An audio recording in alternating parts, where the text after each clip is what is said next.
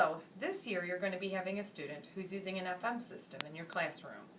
An FM system is composed of both a transmitter and a receiver. These two parts work in conjunction with the student's hearing aid or cochlear implant. The part you're going to have to worry about is the transmitter, but know that the two will not work together unless both pieces are present. So if the student doesn't wear this, wearing this isn't going to do anything because the sound is sent right to the transmitter. So when the student brings it to you, you're going to first have to unwind the microphone. Know that you have to totally unwind the microphone, as this is the antenna. You'll notice on the back there's a little button here. You'll get to either choose the lanyard version or the belt clip version. To use the lanyard, you just slide it in like this, where the circles align, push until you hear a click. You're ready to go. To take it off, you just push back. Know that when you do this, when you go to adjust it, you're not going to adjust from these. The cords will end up coming out. You're going to adjust from this point here. You're going to push down and adjust it to where you want it on your body. Same thing, you'll push up, and that's how you'll adjust it.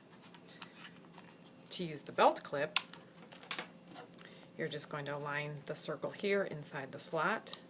You're going to wait till you hear the click, and you're ready to go. To remove the belt clip, you're going to push down on this button here and slide down. Again, you hear the click, you're ready to go. We're going to go ahead and start using with the belt clip. The belt clip just opens up like this and can go easily onto your belt, onto a pocket. And then you're going to go ahead and put on the microphone. The important thing about the microphone is it should be about 6 inches from your mouth. So if you make a Y shape like this kind of gives you a general area of where it should be. I'm going to go ahead and put it here, with the microphone here, holes facing outward. You could also put it on a side here if it's kind of towards the center. Just be careful that the microphone holes are not obstructed in any way. If you were to flip your sweater like this and the microphone holes were sideways, you're going to hear, the student's going to hear a kind of sound. Same thing too with jewelry. If you've got a lot of jewelry on, it's going to make a lot of noise. Many teachers opt for the lanyard option because with the lanyard,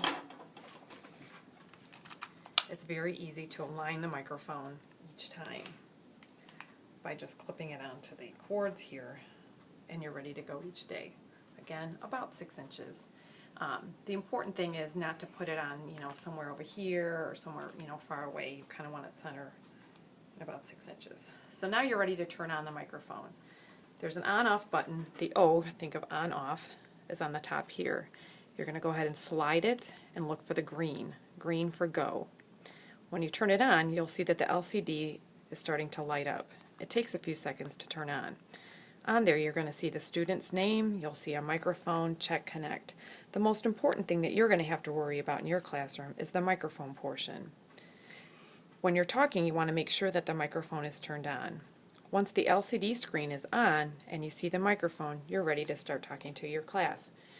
Your sound, again, is going to be sent directly to that student's receiver, no matter where they are in the room. This is important to remember, as if you go out to the hallway and you're talking to a student privately and you still have the microphone on, that student's going to hear that conversation privately in the hallway. So it's important to think about when you're going to the bathroom or whether you're having a private conversation with somebody else. In addition, when you're finished talking to the class, you want to make sure you're turned off. If you're having side conversations with individual students, that student's going to be hearing that while they're trying to do their work. So you want to make sure when you're finished discussing whatever it is with the class that you turn off. You can either turn off again through the on-off button, but if you know it's going to be a short time, like maybe 30 seconds to have a hallway discussion, it's better to use the mute button. The mute button is the button that has the microphone. All you do is push that button and you'll see that there's a red line through here and a line through the microphone here. That means that you're muted. Sound is no longer transmitted even though it's turned on. You'll notice how quickly you can change from on to off using the mute button. It's a lot quicker if you're going to be doing quick on and off versus using the slide button up here. One thing to keep in mind is if you have the mute button on for more than 5 minutes, you're going to have the transmitter vibrating. So in order to get the vibrating off, you need to turn it off, turn it back on. It's just reminding you in case you accidentally turned on the mute.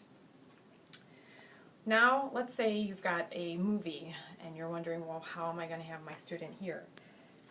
You can very quickly take off the microphone, and there's little end clips here that slide right into the side of the transmitter.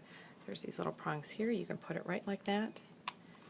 You're going to put the mic holes close to the speaker or the sound source, whether that be a TV or speakers from a computer if you're going to watch it that way. If you're going to be doing group work, you can go ahead and have the student take the microphone, and they can either have a partner wear it or they can pass the microphone around depending on what the student is comfortable with. If the student's going to be listening to something on the computer individually, the students all have a patch cord inside of their FM bags. The student should know how to do this, but just as a reminder, there's an audio in button, and there's really only one hole that this would fit in. It slides right in here, you push it in here, and then the other end of the jack will go inside the headphone jack this way. You might be wondering, why would a student be doing this? Well, if a student tries to put headphones on over their hearing aids or the cochlear implant, oftentimes they'll get feedback and the sound is very distorted. So this helps the sound come clearly into their hearing aids without disturbing other partners or friends that might be nearby. Well, by now you should be ready to use your FM system.